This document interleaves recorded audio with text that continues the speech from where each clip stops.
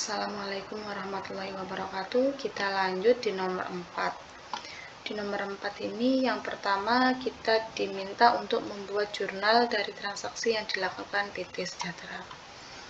Nah, kita membuat jurnal. Penjurnalan atas transaksi. Sebelumnya kita membuat kolomnya dulu dengan format tanggal, nama akun, terus ref, debit, kredit, ya.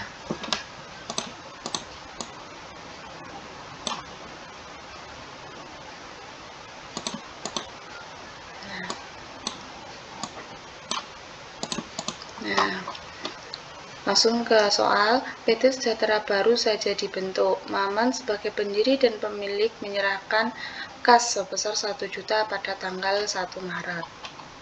1 Maret ya.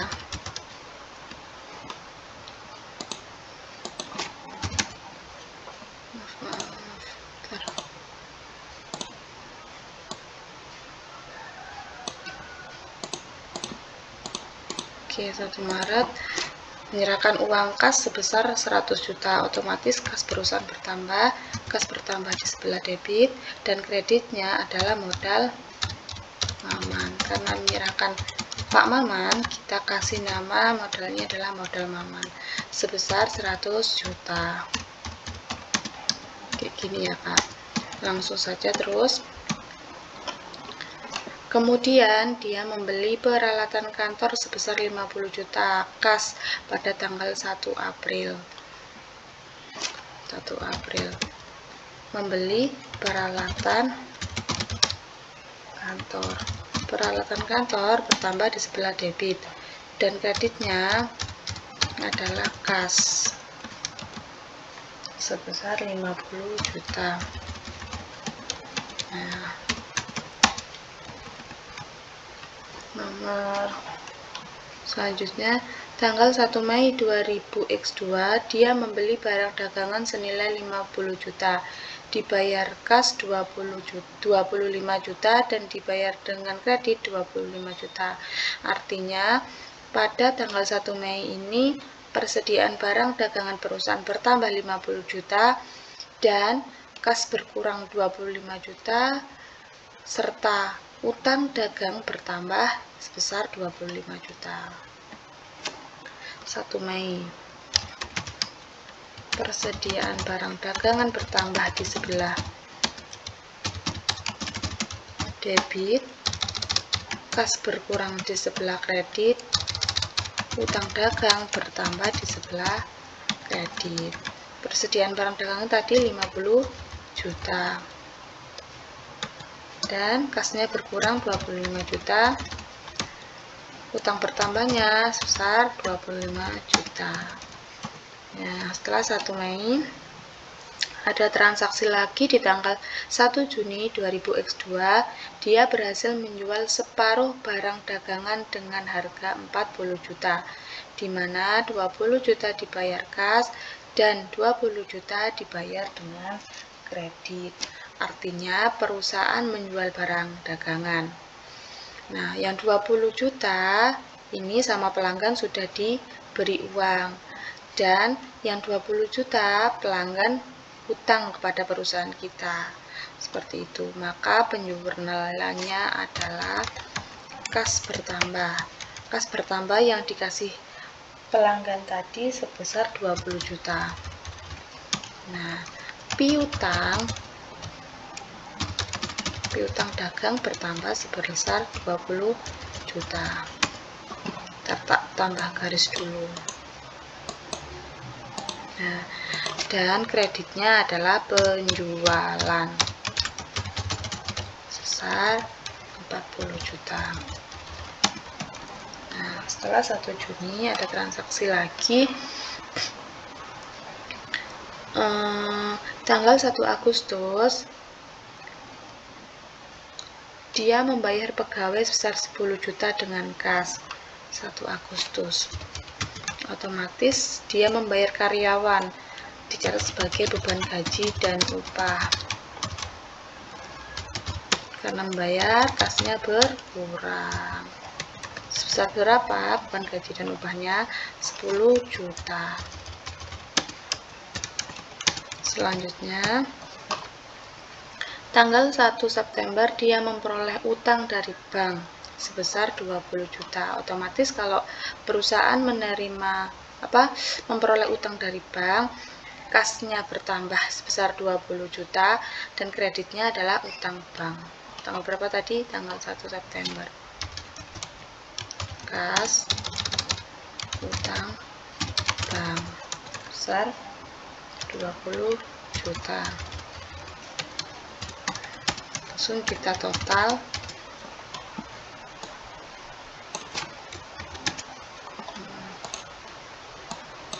Balance ya kakak. Nah, poin A sudah selesai. Kita ke poin B, yaitu buat rekening neraca atau laba rugi untuk menampung jurnal tersebut. Poin B ini sama dengan kita disuruh membuat buku besar. Rekening neraca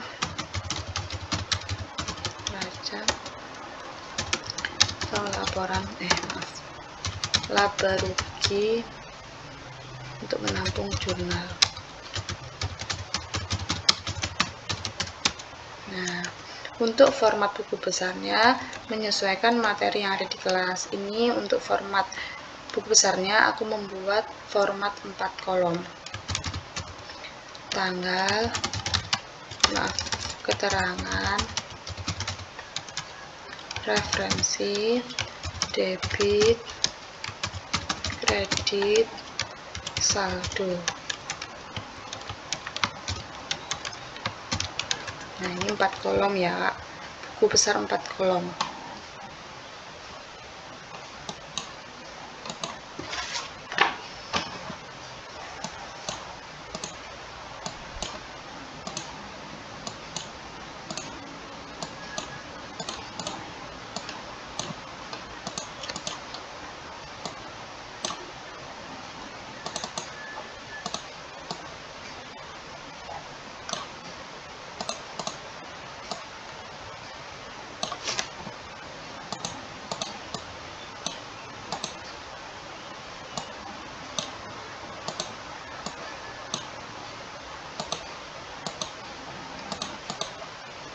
Nah, pertama kita mau masukkan rekening neraca, yaitu akun kas.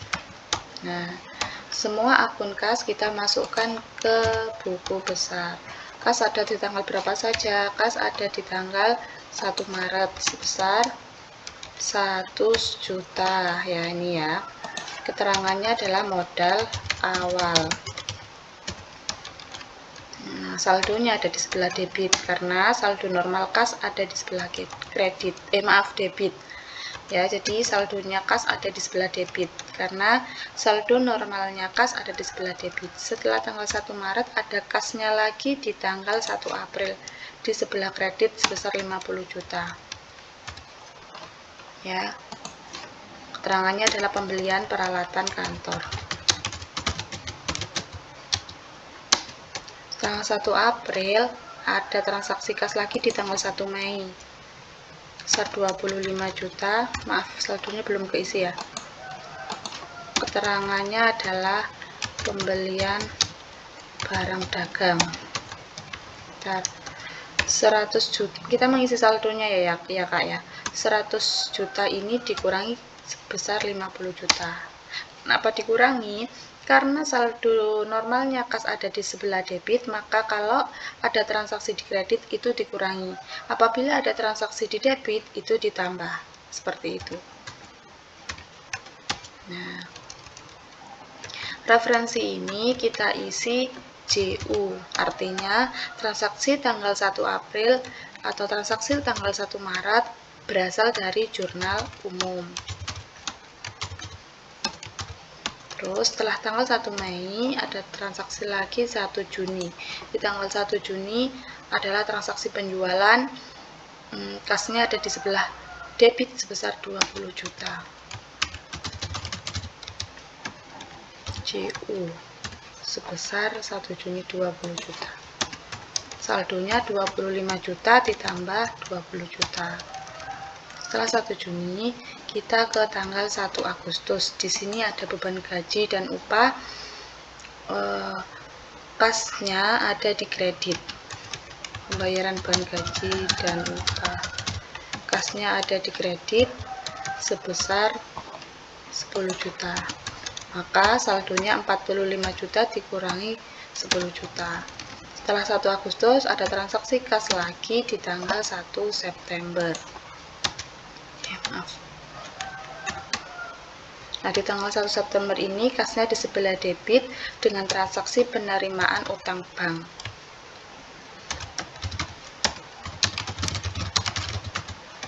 Grafnya adalah JU. Kasnya di sebelah debit sebesar 20 juta. Saldonya 35 juta ditambah 20 juta. Nah, jadi saldo akhirnya kas ada 55 juta. Kasih tanda kuning. Kita rapikan dulu kolom kasnya. Nah, setelah kita menyusun buku besar kas, lalu kita lanjut dengan akun persediaan barang dagangan ya kakak. Kita kasih 2 baris dulu.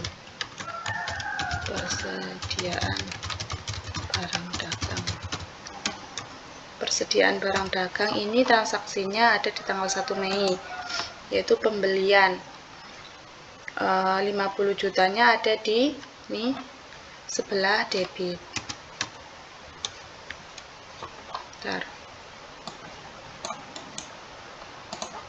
Nah, pembelian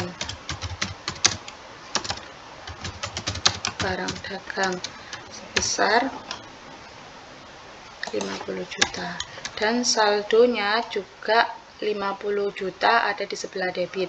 Karena persediaan barang dagangan termasuk aset, yaitu aset lancar, maka saldo normalnya ada di sebelah debit. Apabila bertambah, maka saldonya ada di sebelah debit. Seperti itu ya kakak. Untuk persamaan akuntansi seharusnya kalau membuat jurnal sudah di luar kepala seperti itu. Sedangkan persediaan barang dagang kita ke piutang dagang. Kita buat kolomnya lagi ya. Piutang dagang. Nah, kita cari transaksi piutang dagang. Piutang dagang ada di tanggal 1 Juni.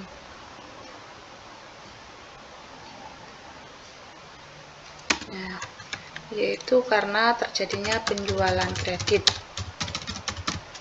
Grafnya adalah JU. Kita lihat di tanggal 1 Juni piutang dagangnya ada di sebelah debit sebesar 20 juta. Nah, maka saldo normalnya juga ada di sebelah debit untuk piutang dagang. Setelah piutang dagang ada peralatan kantor.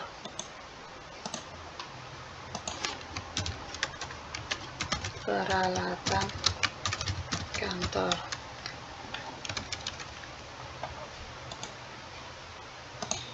Nah, peralatan kantor ada transaksi di tanggal 1 April ya. 1 April peralatan kantor ini ya. Adanya transaksi pembelian dan nilainya adalah 50 juta di sebelah debit. Maka kita pindahkan di sini pembelian peralatan kantor. Kurang lebar kolomnya, bentar. Grafnya adalah JU, artinya transaksi diambil dari jurnal umum. Peralatan kantornya karena di jurnal umum di sebelah debit, maka di buku besar juga di sebelah debit sebesar 50 juta ini ya. Saldonya 50 juta. Setelah peralatan kantor, kita ke utang dagang. Kita membuat kolomnya utang dagang.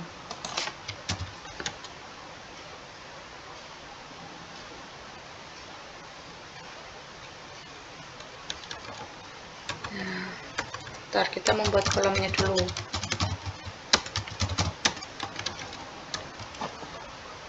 Hapus dulu keterangannya. Nah, utang dagang ada pada transaksi utang dagang 1 Mei. Ya, 1 Mei ini. Kenapa adanya utang dagang? Karena ada transaksi pembelian barang dagangan. Nah, pembelian barang dagangan dan utang dagangnya di sebelah kredit, maka nanti di buku besar juga dicatat di sebelah kredit. Jadi utang dagangnya atas pembelian persediaan barang dagangan, kita tulis di buku besar pembelian barang dagang kredit. Refnya adalah JU. Tadi utang dagangnya ada di sebelah kredit, ini ya, sebesar 25 juta. Dan saldonya di sebelah kredit juga sebesar 25 juta karena utang dagang memiliki saldo kredit di sebelah kredit. Maaf, utang dagang memiliki saldo normal di sebelah kredit. Nah, saldo normal di sebelah kredit ini apabila ada transaksi di sebelah kredit dia menambah, apabila ada transaksi di debit dia mengurangi. Seperti itu. Setelah utang dagang kita ke utang bank. Nah, utang bank. Kita hapus dulu. Utang bank ada di transaksi tanggal 1 September. Ya. Penerimaan dari bank. Refnya adalah JU. Di utang bank di jurnal umum ada di sebelah kredit, maka di buku besar harus juga dimasukkan sebelah kredit. Nah, untuk utang bank saldo normalnya juga ada di sebelah kredit. Setelah utang bank kita ada modal maman. Modal maman. Kita hapus dulu isi keterangannya. Nah, modal maman, transaksi mengenai modal maman ini ada di tanggal 1 Maret. Nah, keterangannya adalah modal awal. JU. Modal awal di sini pada jurnal umum ada di sebelah kredit, maka di buku besar juga dicatat di sebelah kredit. Modal maman ini saldo normalnya juga ada di sebelah kredit. Setelah modal maman, kita ke beban gaji dan upah.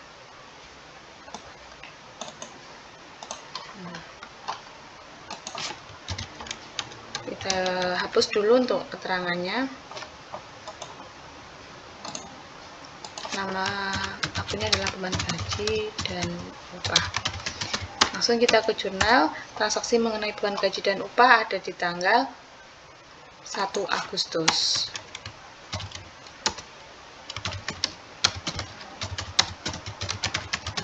Nah, refnya adalah JU. Kita lihat di jurnal umum beban gaji dan upah ada di sebelah debit, maka di buku besar juga dicatat di sebelah debit. Saldo normalnya semua beban ada di saldo debit. Itu ya, Kak. Ini untuk buku besarnya sudah selesai. Setelah menyusun buku besar, kita tambahkan aja neraca saldo untuk mengetahui apakah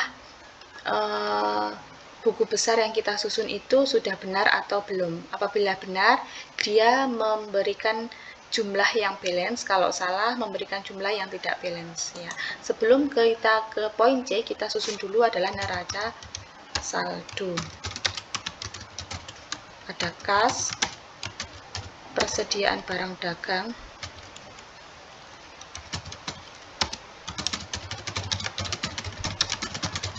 lalu ada piutang usaha. Setelah itu ada peralatan kantor. Setelah itu ada utang dagang, utang bank, modal maman, dan beban gaji dan upah. Untuk nama akun bisa menyesuaikan sesuai materi yang ada di kelas ya. Bentar. Insert nama akun.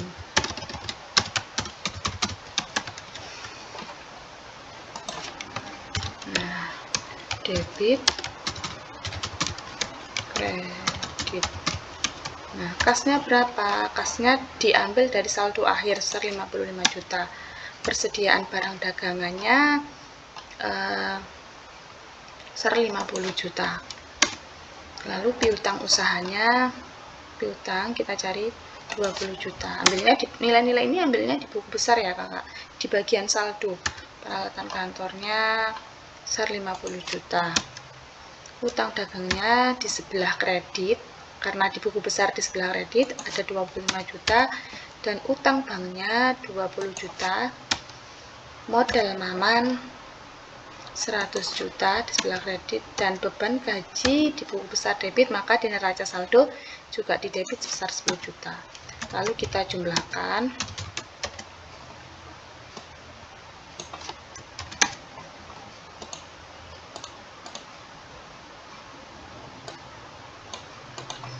Oh, ini enggak balance, benar, ada yang salah.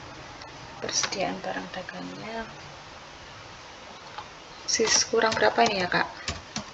Kurang 40 juta. Bentar, ada yang belum diposting berarti. Penjualan ini ya, belum diposting penjualannya. Bentar, kita buatkan buku besar untuk penjualan. Kita taruh di bawahnya modal aja ya. Nah, bentar, kita buatkan untuk yang penjualan.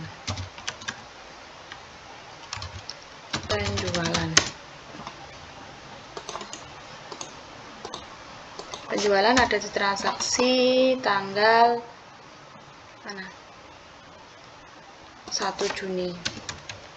Penjualan penjualan di jurnal umum ada di sebelah kredit, maka di buku besar juga di sebelah kredit, dan saldo normal untuk penjualan juga ada di sebelah kredit. Nah, berarti kita tambahkan di sini penjualan.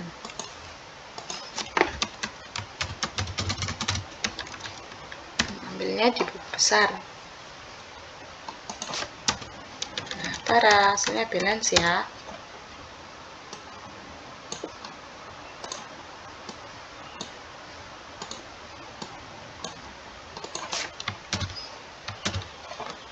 Nah, jadi kalau untuk setelah menyusun buku besar, kita diwajibkan menyusun neraca saldo ini. Karena apa? Kita untuk mengetahui seperti kasus tadi, oh tidak balance, apa yang salah, apa yang belum kita input, seperti itu. Kalau sudah balance gini, kita lanjut ke poin C, yaitu menyusun neraca dan laporan laba rugi.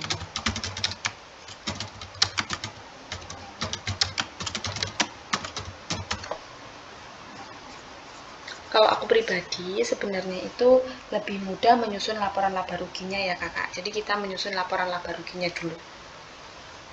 Karena pada urutannya itu untuk menyusun laporan keuangan itu kita menyusun laba rugi dulu, karena hasil laba kita tautkan ke laporan perubahan ekuitas. Dari hasil perubahan ekuitas nanti ketemu modal akhir yang kita akan tautkan ke neraca, seperti itu. Kita menyusun laporan laba rugi dulu. Ini perusahaannya namanya adalah PT Sejahtera Baru ya. PT Sejahtera Baru. Laporan laba rugi per 31 Desember ya. Laporan laba rugi di sini ada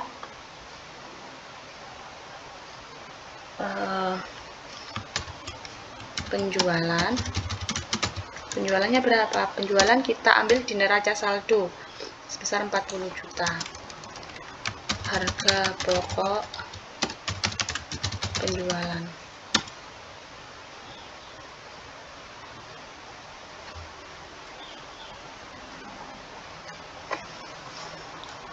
Harga pokok penjualannya belum diketahui, maaf. Harga pokok penjualannya kita lihat dulu. Oh, ini pencatatannya secara periodik ya sepertinya ya, Kak. Bentar. menjual separuh perdagangan. Oh ya, secara periodik. Maka di tanggal 1 Mei ini ada perubahan, kita ganti pembelian aja ya Kak. Tanggal 1 Mei ini nama akunnya kita ganti pembelian. Maka tidak ada persediaan barang dagangan, kita ganti sebagai pembelian ya, secara 50 juta.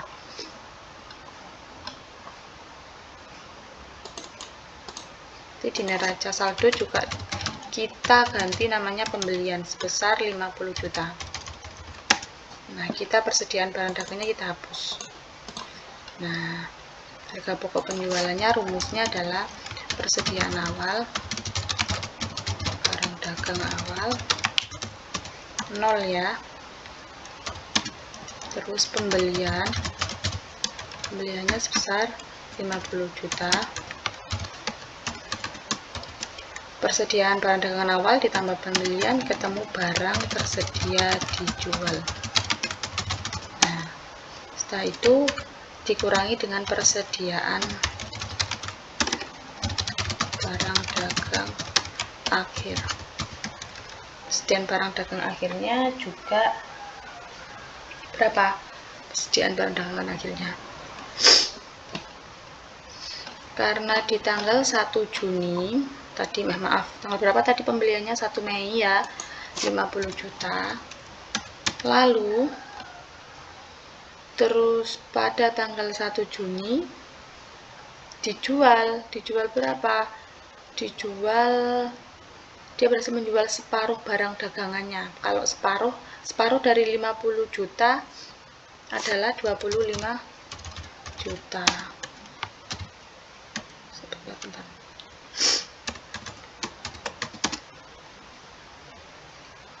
Bentar Kak, tak rombaknya dulu. Maaf ya, typo. Karena di soalnya tidak dijelaskan di sini pencatatannya secara periodik atau secara perpetual. Kita kembali ke perpetual aja ya. Yang pembelian tadi ini tetap persediaan barang dagangan.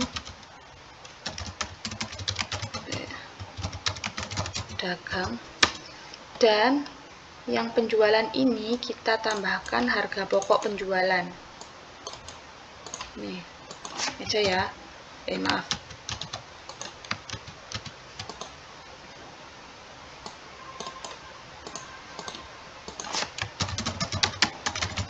Harga pokok penjualan dan kreditnya adalah persediaan barang dagang kayak gini. Kenapa persediaan barang dagang dikredit? Karena dia melakukan penjualan, otomatis persediaan barang dagangannya adalah berkurang, seperti itu. Kita tetap persediaan barang dagang.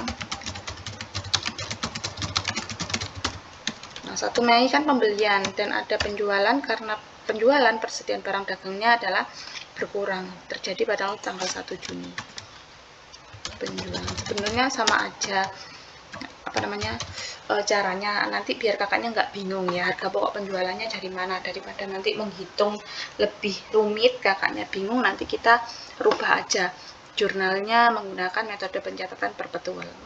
Jurnal pencatatan perpetual itu dimana ketika ada pembelian dan penjualan, pencatatan persediaan barang dagangnya dengan akun persediaan barang dagangan. Tetapi kalau secara periodik, apabila ada pembelian, itu nama akunnya adalah nama pembelian, bukan persediaan, kayak gitu. Bedanya ada di situ. Persediaan barang dagangnya 25 juta.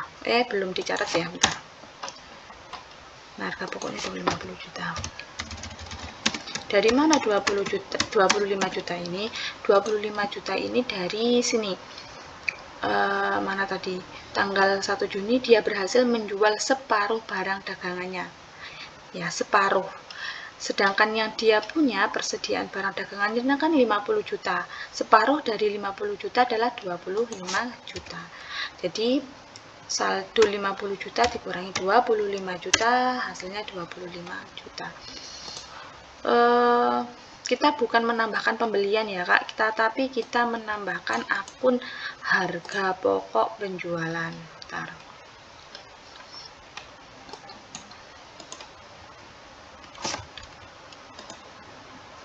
kita buatkan kolom untuk harga pokok penjualannya. Harga pokok penjualan.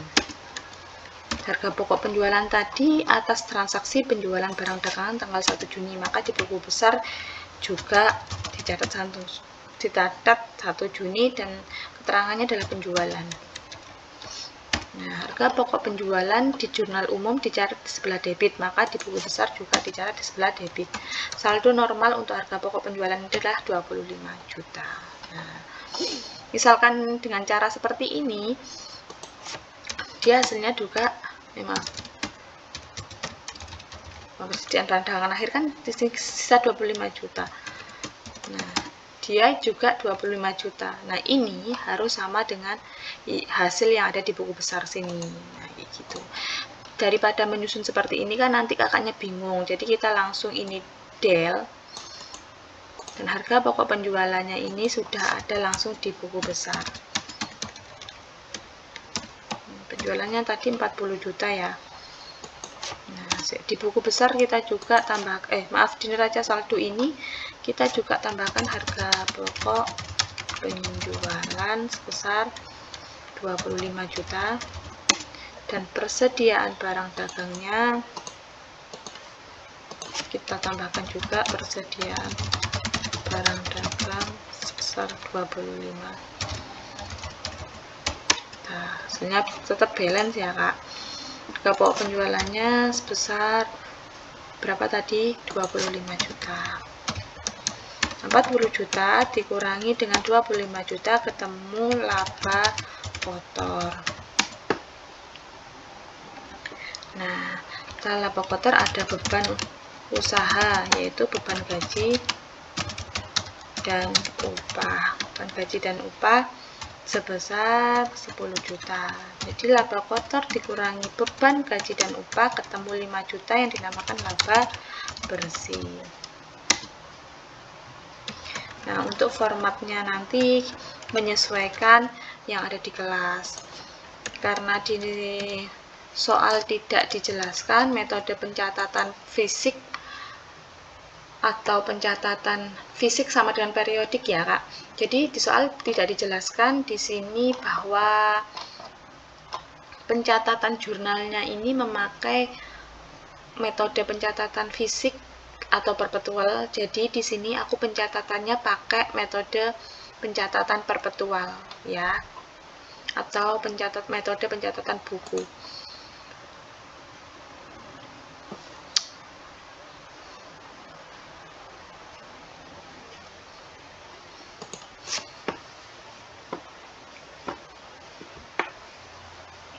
Laba bersihnya ketemu.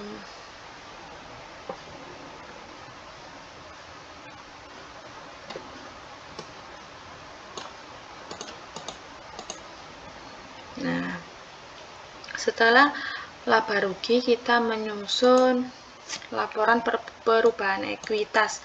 Biar nggak langsung ke neraca, biar urutannya kakak paham ya. Laporan perubahan ekuitas. Sebelum ke neraca kita membuat laporan perubahan ekuitas, nanti kakaknya biar nggak bingung di neracanya. Di neraca itu komponennya adalah aset. Ada aset dan ada utang plus modal. Asetnya ada apa aja? Ada kas, piutang usaha, persediaan barang dagangan, peralatan itu ya. Itu namanya adalah aset. Nah, kasnya berapa di neraca? Saldo 55 juta. Terus piutang 20, bahan barang 25 juta, peralatan kantornya 50 juta. Total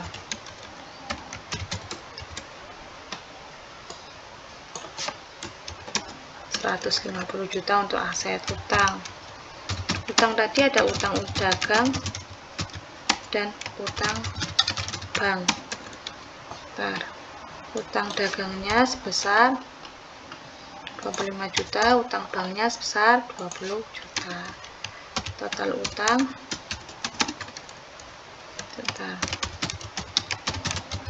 45 juta. Setelah utang ada modal maman Nah, modalnya ini diambil dari laporan perubahan ekuitas atau perubahan modal. Ini ya, 5 juta. Maaf. Bentar.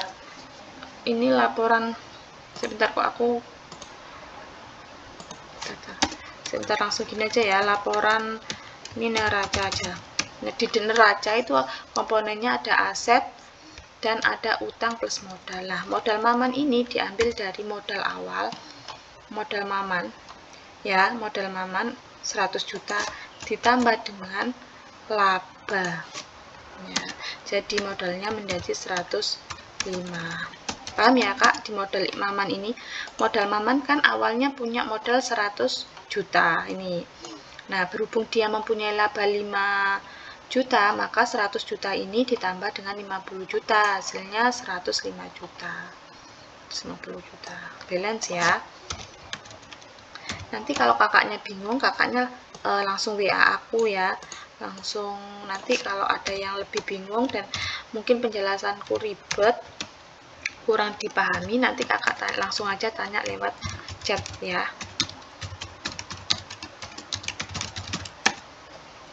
Total utang plus modal.